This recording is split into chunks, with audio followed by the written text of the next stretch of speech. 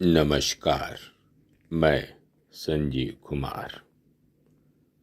कैवल्य दर्शनम, जिसके रचनाकार हैं श्री श्री स्वामी श्री युक्तेश्वर गिरी। इस महान रचना के कुछ महत्वपूर्ण अंशों को संक्षेप में आपके समक्ष प्रस्तुत करने का प्रयास कर रहा हूँ। परमहंस योगानंद जी लिखते हैं, मेरे गुरुदेव श्री रामपुर निवासी ज्ञानावतार स्वामी श्री युक्तेश्वर 1855 से 1936 तक सनातन धर्म के और ईसाई धर्म के शास्त्रों में निहित एकता को समझने के लिए विशेष रूप से सर्वतोपरि थे। यह पुस्तक उन्होंने अपने गुरु लाहिड़ी महाशय के गुरु बाबा जी की आज्ञा का पालन करने के लिए लिखी। श्री स्वामी युक्तेश्वर गिरी पुस्तक की भूमिका में लिखते हैं, प्रयाग क्षेत्र में वर्तमान द्वापर युग के 194वें वर्ष में परम गुरुराज अर्थात महावतार बाबा जी से प्राप्त हुई आज्ञा के अनुसार यह कृति जगत के कल्याण के लिए संसार तापों से विदग्ध जनों की तुष्टि के लिए प्रकाशित की जा रही है।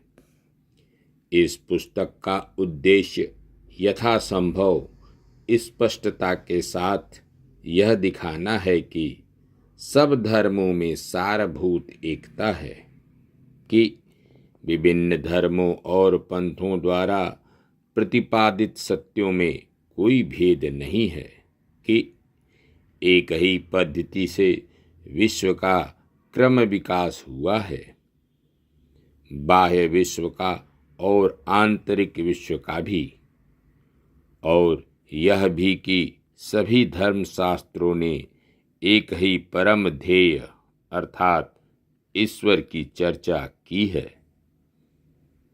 परंतु यह ऐसा मूलभूत सत्य है जो आसानी से समझ में नहीं आता। अज्ञान विभिन्न पंथों के बीच की खाई को और अधिक चौड़ा करता है। सांसारिक जनों ने अपने को जिन सीमा मर्यादाओं में बांध लिया है, उन्हें वे पार नहीं कर सकते, और आध्यात्मिक साधक भी संसार को एक बार त्याग देने के पश्चात अपनी ऊंचाइयों से नीचे उतरकर पुनः उसके प्रपंच में नहीं पड़ सकते। अतः किसी ऐसे स्थान का होना आवश्यक हो जाता है जहाँ मानव जाति के ये दो वर्ग आपस में मिल सकें। तीर्थ जैसे कुंभ इस आवश्यकता की पूर्ति करता है। तीर्थ संसार सागर के तट पर स्थित होता है। कुंभ मेला साधुओं तपस्वियों को अत्यंत उपयुक्त स्थान प्रतीत होता है। धर्म का सर्वोच्च ध्येय आत्मज्ञान है, परंतु यह प्राप्त करने के लिए बाह्य जगत का ज्ञान होना आवश्यक है। ध्यान देने योग्य है कि विभिन्न ग्रह सप्ताह के भिन्न भिन्न दिनों पर अपना प्रभाव डालते हैं, और जिस दिन पर जिस ग्रह का प्रभाव होता है उस दिन को उसी ग्रह के नाम से जाना जाता है। इसी प्रकार विभिन्न महीनों पर नक्षत्रों का प्रभाव होता है और जिस महीने पर जिस नक्षत्र का प्रभाव होता है उस महीने को उसी नक्षत्र का नाम हिंदुओं ने दिया है। वेदः सूत्र प्रथम। परम ब्रह्म नित्य पूर्ण अनादि अनंत है, वही एकमेव अद्वैत सत्य भी है। दूसरा सूत्र। वह परम ब्रह्म समस्त ज्ञान एवं प्रेम का मूल है, उसी में सर्वशक्ति एवं आनंद का बीज है। तीसरा सूत्र। पर ब्रह्म ही जड़ प्रकृति या सृष्टि को प्रकट करता है। ओम से काल, देश एवं अणु की उत्पत्ति होती है। चौथा सूत्र। अणु ही जगत का कारण है।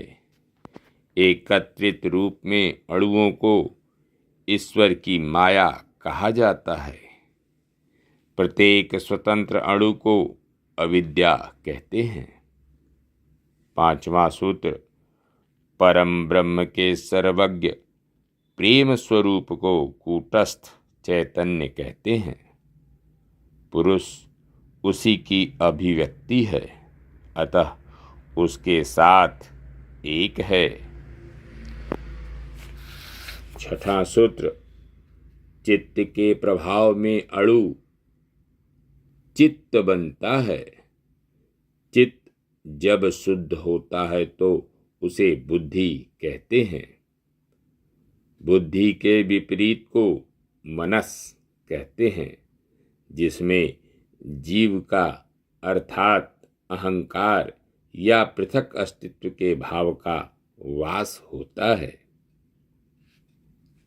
सूत्र 7 से 10।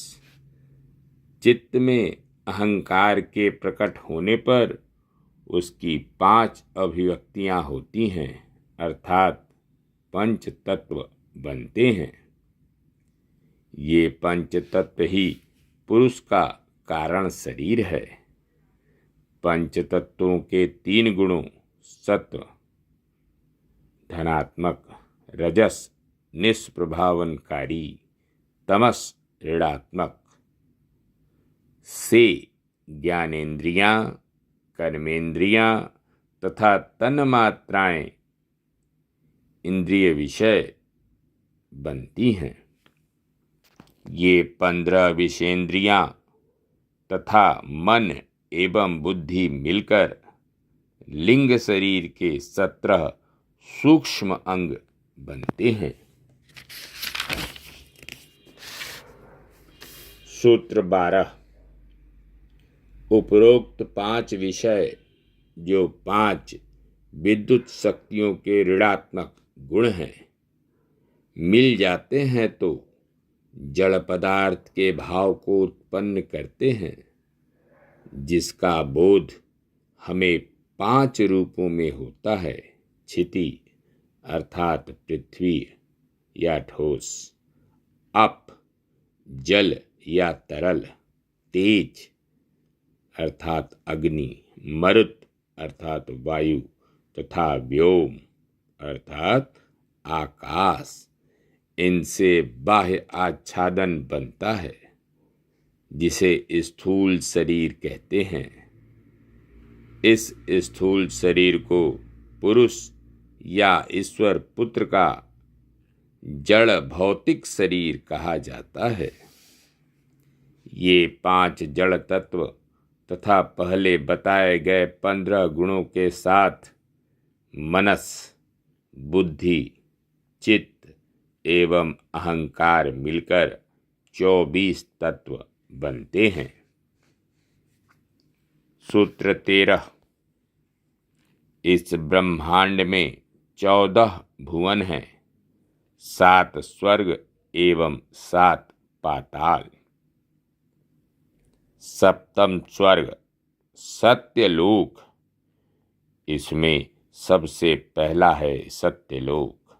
सृष्टि में एकमात्र सत्य, सत्य या ईश्वर का लोक। इसका वर्णन या संकेत नहीं किया जा सकता, इसलिए इस लोक को अनाम कहा जाता है। षष्ठम स्वर्ग तपोलोक, यह प्रणव का लोक है, जिसे चिरंतन शांति का लोक भी कहा जाता है, क्योंकि उसमें सीमित भावों की कोई तरंग कभी नहीं उठती। यहाँ ईश्वर पुत्रों की भी पहुँच नहीं होती, अतः इसे अगम कहा जाता है। पंचम स्वर्ग जनलोक, यह ईश्वर के प्रतिबिंब अर्थात ईश्वर पुत्रों का लोक है। पृथक अस्तित्व की भावना यहीं पर उत्पन्न होती है। माया अर्थात अंधकार के सृष्टि में जीने वाले किसी की भी समझ की पहुंच से बाहर होने के कारण इसे अलक्ष्य कहा जाता है। चतुर्थ स्वर्ग महरलोक, यह अणु का लोक है, जहाँ से अंधकार या माया की सृष्टि का प्रारंभ होता है और जिस पर ईश्वर का प्रतिबिंब पड़ता है। केवल यही आध्यात्मिक और भौतिक सृष्टि के बीच की कड़ी एकमात्र रास्ता है, इसलिए इसे द्वार या दशम द्वार कहा जाता है। तृतीय स्वर्ग स्वरलोक, इस अणु को घेरे हुए स्वरलोक, जो चुंबकीय प्रभा मंडल या विद्युत शक्तियों का लोक है। इस लोक में कोई भी सृष्ट वस्तु नहीं होती, इसलिए इसे महाशून्य कहा जाता है। द्वितीय स्वर्ग भूअरलोक, यह विद्युत शक्तियों के गुणों का लोक है। इस लोक में सृष्टि के जड़ पदार्थों का लवलेश भी नहीं है। यहाँ केवल सूक्ष्म पदार्थ होते हैं, इसलिए इसे शून्य कहा जाता है। प्रथम स्वर्ग भूलोक, यह जड़ सृष्टि का लोक है, जो सदा ही सबको दृष्टिगत होता है। सप्त पाताल 7 चर्चेस, जैसे ईश्वर ने मनुष्य को अपनी प्रतिमूर्ति स्वरूप बनाया है, उसी प्रकार मनुष्य का शरीर भी सृष्टि की प्रतिमूर्ति स्वरूप है। मनुष्य के स्थूल शरीर में भी 7 शक्ति स्थल है, जिन्हें पाताल कहा जाता है। जब मनुष्य अंतर्मुखी होकर अपनी आत्मा की ओर मुड़ता है और उचित दिशा में अग्रसर होता है, तब उसे इन स्थलों में आत्मिक प्रकाश दिखाई देता है। इन्हें ही बाइबिल में 7 चर्च कहा गया है और इनमें दिखाई देने वाले तारों के समान प्रकाश को 7 देवदूत 7 एंजल्स कहा गया है। बाइबिल में यूहन्ना का प्रकाशित वाक्य देखें, और जब मैं मुड़ा तो मुझे 7 सुनहरे दीप दिखाई दिए और उन 7 के मध्य एक मानव पुत्र की तरह दिखाई दे रहा था और उसके दाहिने हाथ में 7 तारे थे।